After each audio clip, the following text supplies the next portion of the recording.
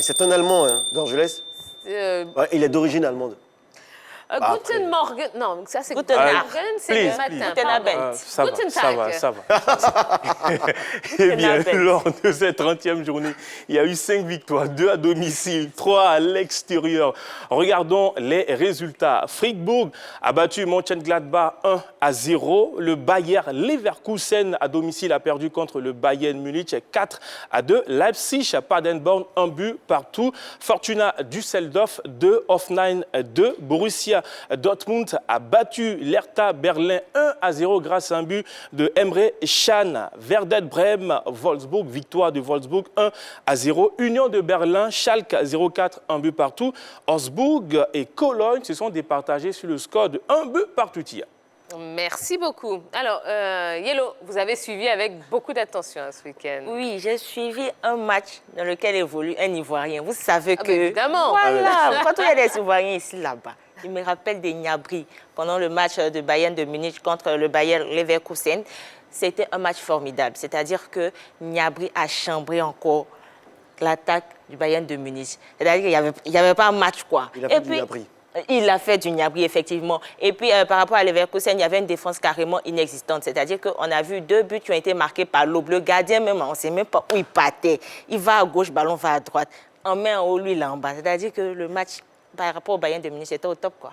Vraiment. Mais Gnabry, ouais, la petite note négative, c'est qu'effectivement, oui, il est ivoirien, mais il a choisi la sélection allemande. Donc, c'est pas grave, le sein ivoirien pour l'enlever. Ah, mais c'est grave, c'est grave. Mais quel joueur? Mais Nelly est magnifique, hein, puissant et très très précis. Bon résultat pour l'équipe du Bayern de Munich qui s'impose donc face à Leverkusen. Et puis je vois également que Dortmund suit bien la trace de l'équipe du Bayern en s'imposant 1-0 face au Hertha Berlin de notre Salomon Kalou. Donc oui, les équipes du haut du tableau se tiennent bien. Et Leipzig fait un match nul, un but partout face à Paderborn. C'est pas un très très bon résultat pour l'équipe de Leipzig. Vous savez, L'équipe de Leipzig. Là, je vous ai bien eu là. L'équipe de Leipzig. Non, donc, si je n'ai mais plus oui. besoin de parler, c'est bon, hein, ça mais oui, les équipes du haut du tableau se tiennent bien et grosse bataille en ce moment dans le haut du tableau. D'accord. Alors, quelle incidence sur le classement du championnat allemand d'Orgeles Kofi? Regardons ensemble. Beaucoup de choses se sont passées ce week-end. Le Bayern Munich reste en tête avec 70 points. Deuxième, le Borussia Dortmund avec 63 points. Leipzig est troisième avec 59 points. Et puis, regardons au bas du classement. Les 3 derniers, oui, c'est un peu compliqué, mais on s'accroche. Mayence, et puis 17e, le Werder de Brême avec 25 points. Paderborn, 18e avec 20 points. Dankeschön, Dankeschön. Bis bald. Ça, c'est un mot que Ça veut dire au revoir. Ouais. Allez, rapidement. le Bayern qui tient bien son fauteuil de leader, avec 7 points d'avance désormais sur le Borussia Dortmund. Ça commence à faire beaucoup pour les Bavarois qui, à mon avis, sont en train de courir vers un nouveau sacre. Dortmund qui a coincé un peu depuis la reprise, je crois, a enregistré une défaite, contrairement à l'équipe du Bayern qui est sur une série de matchs de victoires consécutives. Donc, c'est bien pour les Bavarois qui, à mon avis, vont confirmer encore cette saison parce qu'il y a 7 points entre le Bayern et Dortmund. D'accord. Augustin, oui. Le football allemand, vous aimez, vous suivez? Oui, je suis très souvent le football allemand. Quand j'étais en Allemagne, j'étais même au terrain, le Bayern Munich. Ouais. Tout ça, Votre équipe en Allemagne? Oui. Le Bayern Munich? Oui. D'accord. Et donc, vraiment, là-bas, c'est de beaux spectacles. En tout cas, c'est intéressant. Et puis, vraiment, c'est une bonne équipe. D'accord. Oui. Eh bien oui, ils sont leaders.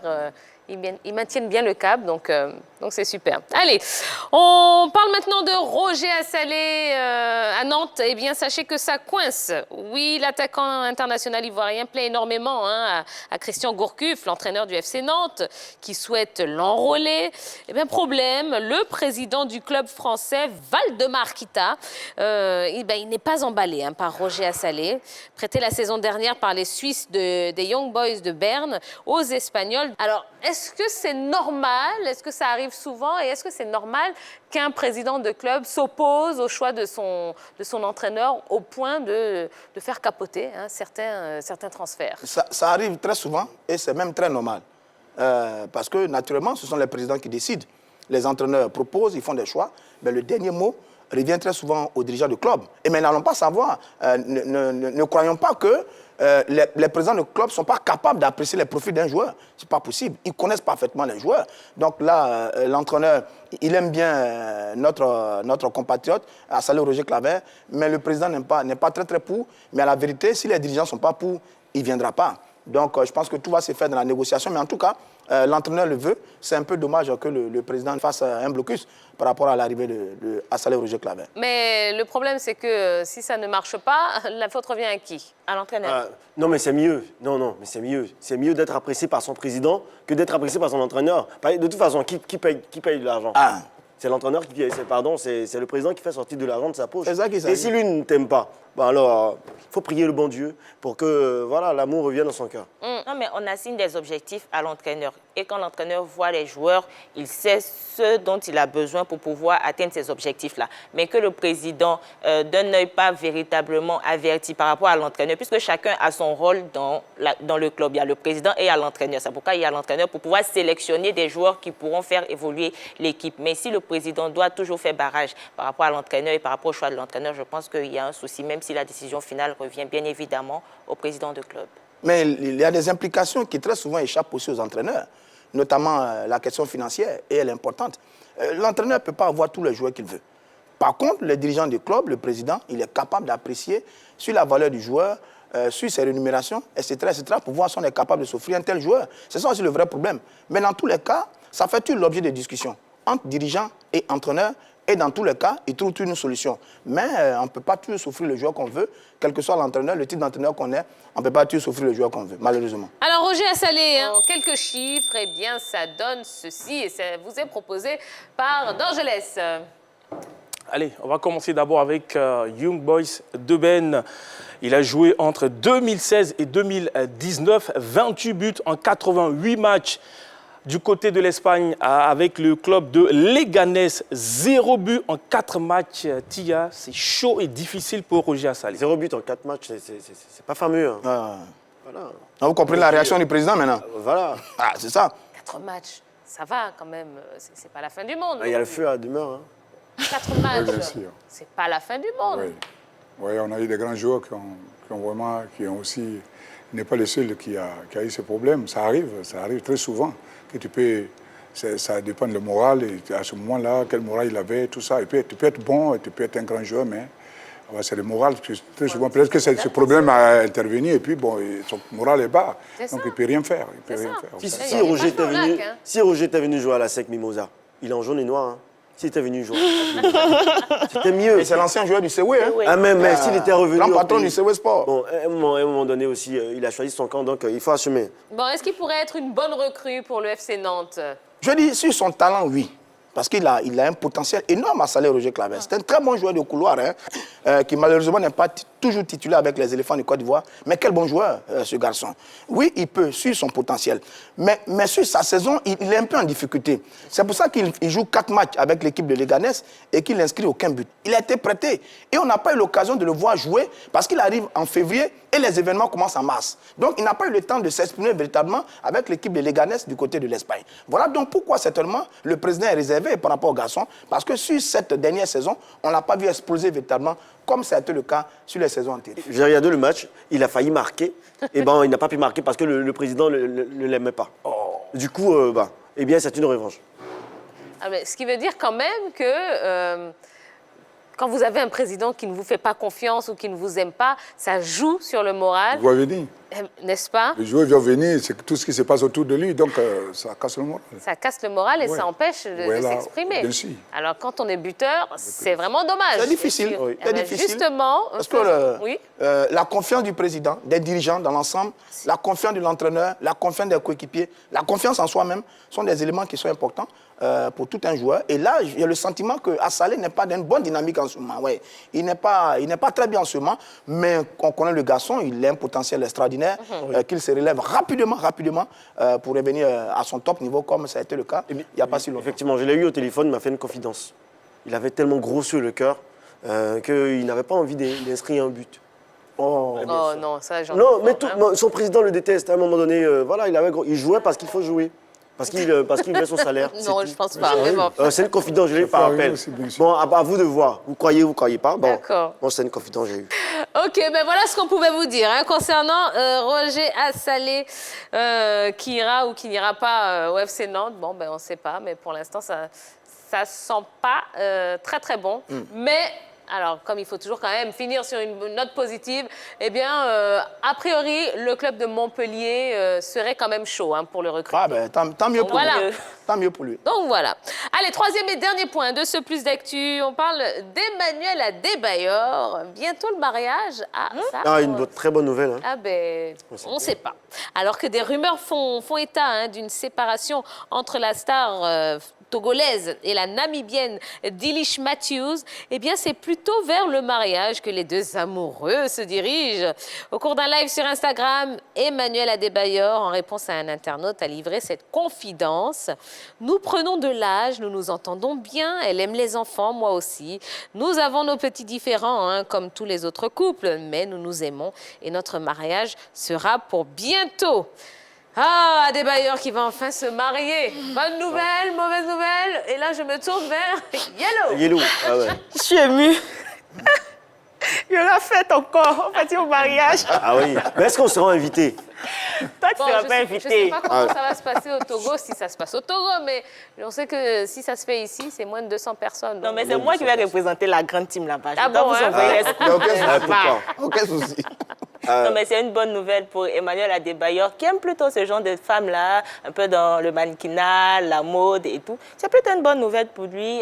Il faudrait signifier qu'elle avait été gagnante d'une télé-réalité en Namibie. Donc, c'est à partir de là qu'elle a su avoir plusieurs followers sur les réseaux sociaux. Elle a pu se faire connaître. Donc, c'est bien pour eux. J'attends ma carte d'invitation, Emmanuel Adebayor. Mais vous ne voyez pas qu'elle me ressemble un peu, là? Non, Ah oui, ça vous le dit même rien, teint. Personne ne le dit, là, depuis. Non, mais... Mais on ne va pas le dire. Ouais, voilà. On ne le dira pas. Ce sont des dira beautés pas. rares. Hein. On ne le dira pas. Mais comment il fait? On le dira hors antenne. Mais comment il fait pour avoir une si belle femme? Mais il s'appelle Adebayor. Un footballeur. Emmanuel Ouais, à un moment donné, il Adebayor. faut que ça s'arrête. Son métier. Parce que Oui, nous oui, autres, là, je sais. voilà, si toutes les femmes sont prises par ce genre de joueurs, eh ben nous, qu'est-ce qu'on va gagner? Oui, mais c'est l'amour, hein, c'est l'amour. Ben, à son mariage, on ne sera pas invité. Et moi, je mange beaucoup. Qu'est-ce que c'est assez? Peut-être qu'ils vont nous inviter, on ne sait pas. Ah bah. En tout cas, moi, j'attends ma carte. Forcément, j'ai envie de poser la question à Ngo Augustin. Est-ce que dans la boxe, c'est aussi, je ne vais pas dire facile, je vais me faire taper sur les doigts, mais c'est pas grave. Est-ce que, voilà, quand on est boxeur, bon, ben, on plaît à la gente féminine? Est-ce que vous plaisez aux femmes plus parce que vous êtes boxeur? Bon, mais oui, bon, les femmes, c'est tout, hein, c'est tout un... Voilà, Est-ce que ça aide avec oui, les bien femmes sûr, bien quand on est sûr, ça boxeur? aide. Si tu as une femme à côté, ça aide beaucoup. Dieu sait ce qu'il a fait, Dieu sait pourquoi il a mis les femmes à côté. Non, non, Ah oui. c'est pas ma question. Ngo Augustin, Mais ça écoutez aide, bien. je veux dire, ça aide. Bon, puisque nous, les grands stars comme ça, quand on va à la compétition, ce qui est un peu marrant, c'est que les entraîneurs nous défendent de s'approcher de nos femmes, etc. C'est des enjeux. Donc, il s'est dit, il faut te mettre un peu à côté, il faut faire au moins 3 mois, 6 mois sans voir ta femme. Oui, bien sûr. Mais c'est pas réalisable, difficile, c'est hein. pas possible. Et puis, tu sais que c'est pas possible, mais c'est ce qu'on nous demande de faire. Et souvent, on est obligé de le faire. Non, monsieur Ngou, est-ce qu'avec votre titre de champion d'Afrique, là, vous avez essayé, des femmes ont été charmées par vous, c'est-à-dire qu'elles ont été séduites juste parce que vous êtes boxeur, champion d'Afrique et tout, bel homme, tout ça. Tu aurais dû poser cette question à Mohamed Ali. Mais puis- vous êtes là déjà, vous êtes notre Bon, Mohamed il On disait- a Ali. mieux c'est que pas là. Mohamed Ali C'est sur le notre roi, plateau. et il disait un jour comme ça, quand il était en Côte d'Ivoire, et quand j'ai eu à sa rencontre, il disait que ouais, les femmes, c'est imaginable, c'est des rêves. Donc, en tout cas, moi, à mon côté, si je veux me capter sur ces choses, je crois que j'allais avoir peut-être 5 femmes. Waouh. Ah bon? Mais moi, j'ai une question. Hein. Quand vous étiez au sommet de votre art, là, à un moment donné, est-ce que vous avez tenté d'aborder les femmes du showbiz? Les showbiz, oui, on passe dans tous les milieux, mais c'est à toi de faire le choix. C'est à toi de faire le choix. Bon, sinon, on a tenté partout, les femmes. Je veux dire que, oui, mais tu dois t'approcher. C'est des femmes. Les femmes peuvent être des femmes, les garçons, etc. Mais quand on voit nous, quand les femmes s'approchent, les gens se font des idées dans la tête, mais c'est obligé, c'est faisable, c'est comme Ils ça. ont la tort vie. de se faire des idées? Bon, ils n'ont pas tort, mais bon. Ah, voilà. Voilà, ils n'ont pas tort. Il n'a pas tort. Mais c'est la vie, c'est le métier Ouais, c'est la qui vie, fait ça. voilà. Voilà. Mais dans tous les cas, il a raison. Les boxeurs ont du succès auprès de la gente féminine. Hein. Mohamed Ali, Mike Tyson, Floyd Mayweather, Ouais. ce sont de grands tombeurs. Voilà. Donc, oui, parce que aussi, les boxeurs ont beaucoup d'argent. Et puis, ils sont puissants. Les femmes, c'est deux éléments qu'elles apprécient beaucoup. La puissance financière et physique. La puissance. Mon cher. Et puis, les femmes, leur sont fidèles. Hein, parce que, bon, quand on paye un boxeur, 120 kilos, bon, à un moment donné, bon, avec celui avec qui tu te trompes. Elles sont toujours fidèles. Pas de Ah, bah violence non, oui. conjugale. Oui, on comprend. Et Pourquoi? quand c'est comme ça, le gars qui est derrière, il a vraiment chaud. Hein, parce que si un Ogun te dit, ah bon, c'est ma femme, tu joues? Bon, toi, tu es mort. Parce que le seul point seulement, t'envoies où? Bon, après, La vérité, c'est ça. J'allais vous défendre, hein, monsieur Augustin. J'allais vous défendre, dire que non, quand on le regarde quand même, ouais. il a l'air tellement gentil, Ngo. Oui, oui. Ah, c'est ce qui vous fait croire. Hein. Et en boxe, frappé. nous avons des interdits. On n'a pas le droit à discuter, à lutter avec une femme. C'est-à-dire, on n'a pas le droit de vraiment Taper une femme. taper une femme. C'est interdit pour tous. La violence conjugale a conduit Mike Tyson en prison. Voilà. Avec son épouse Robin interdit. Givens, à l'époque, aux États-Unis. Ça avait fait grand bruit, ce couple-là. Et ça l'a conduit en prison. Donc, il a peut-être raison. Quand on fait 97 kilos, voire plus, sans prendre à une femme, attention, danger derrière. Oui. C'est ça, c'est ça. Maîtrise de soi. Il doit Exactement. avoir la maîtrise de soi. Exactement. Ouais, sinon, Alors, Ngo Augustin, vous avez été champion d'Afrique dans la catégorie poids lourd. Oui. On aimerait savoir ce que ce titre et tous les autres que vous avez eus au cours de votre carrière vous ont rapporté concrètement, que ce soit en argent, en nature ou autre. Qu'est-ce que vous avez gagné? Combien est-ce que vous avez gagné si vous deviez comme ça évaluer à peu près? Oh, j'ai tout gagné sauf l'argent. J'ai tout gagné sauf l'argent. Ça m'a donné des opportunités, ça m'a ouvert la vie, le chemin, tout ça. Mais vous savez, dans ce milieu-là, dans ce milieu des nobles arts, il y a beaucoup de choses qui se passent en réalité. Et en tant que jeune, à 22 ans, on arrive au champion d'Afrique. On n'a pas tous ces éléments-là, on n'a pas cette expérience. Et donc, très souvent, on tombe dans les choses, dans les coups, faits par les managers, qui passent par la fédération. Souvent, en tout cas, on a tous ces problèmes-là, à notre niveau. Mais la mauvaise gestion d'une opportunité, à Villeurbanne, face à l'Abislav, ce fameux combat-là, ça vous aurait permis d'avoir des opportunités, d'ouvrir des portes et gagner beaucoup d'argent. Mais c'est un combat que vous avez très mal géré à l'époque. Bon, comme je l'ai dit, à Villeurbanne, j'étais à un match retour contre Philippe Houvé, qui est venu en Côte d'Ivoire, et je l'ai battu au point. Et il a dit dans les antennes que je suis poids lourd, je bouge trop, je ne reste pas sur place. C'est pourquoi il ne m'a pas battu. En retour, il a pris KO premier round à France, à Villeurbanne. Et c'est le même voyage qu'il m'a connu devant, comme tu viens de le dire.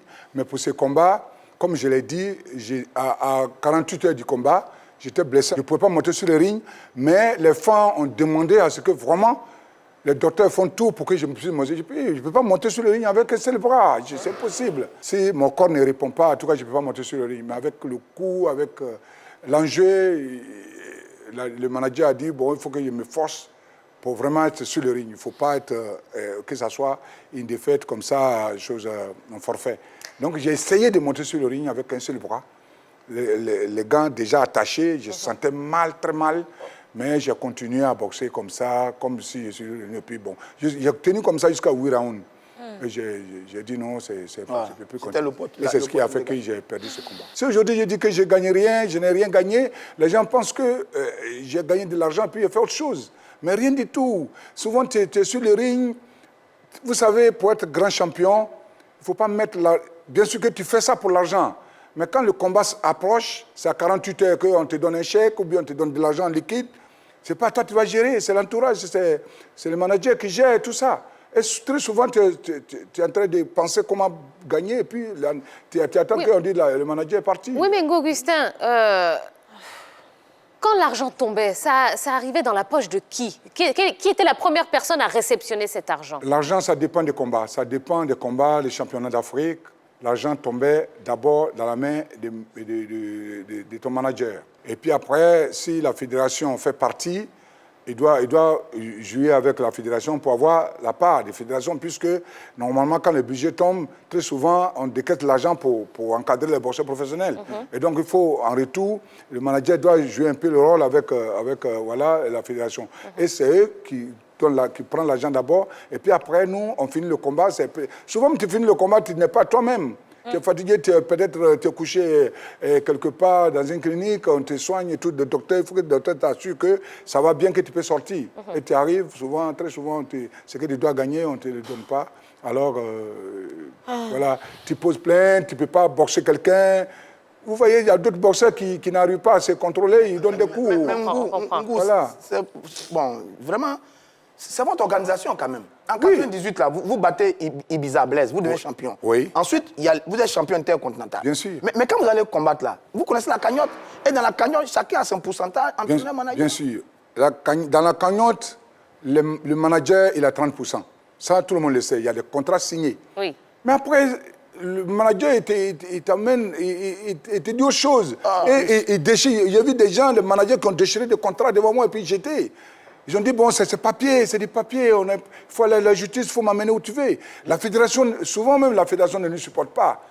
Voilà, si on me dit au ministère pour dire, Ngou, tu étais à Bobo, tu ne connais pas des millions, aujourd'hui tu n'as pas des millions, il faut aller défendre ton pays, vous voyez ce que ça veut dire. Oui, mais Ngou Augustin, sans vouloir me faire l'avocat du diable, hein, comme on dit, le manager, c'est vous qui l'avez choisi. Bien sûr. Il y a un rapport de confiance. Bien sûr. Après, selon ce que vous nous dites aussi, ce sont des choses qui ne sont pas arrivées une fois, mais plusieurs fois. Bien sûr. Donc, à un moment, on a du mal à comprendre que cette situation se soit répétée et durée dans le temps jusqu'au point où, aujourd'hui, vous n'ayez plus rien. Oui, vous savez, c'est des réalités. Hein.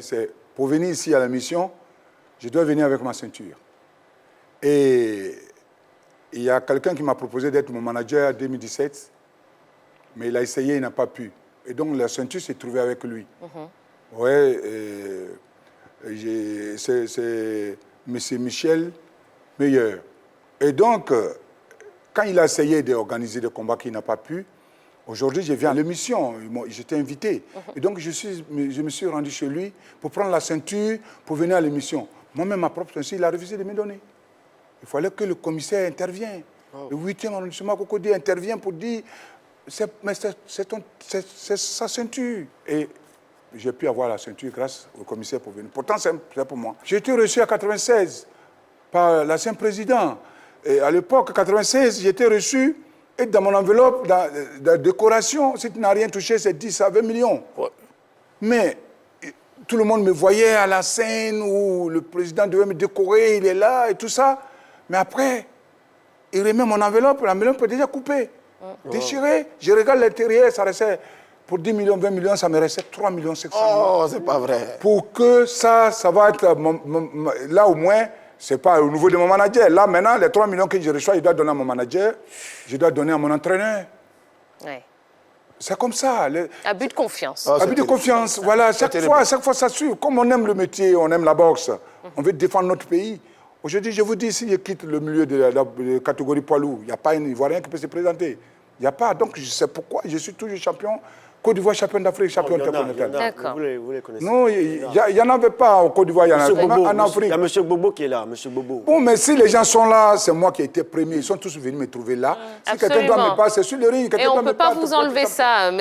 Augustin. Très bien.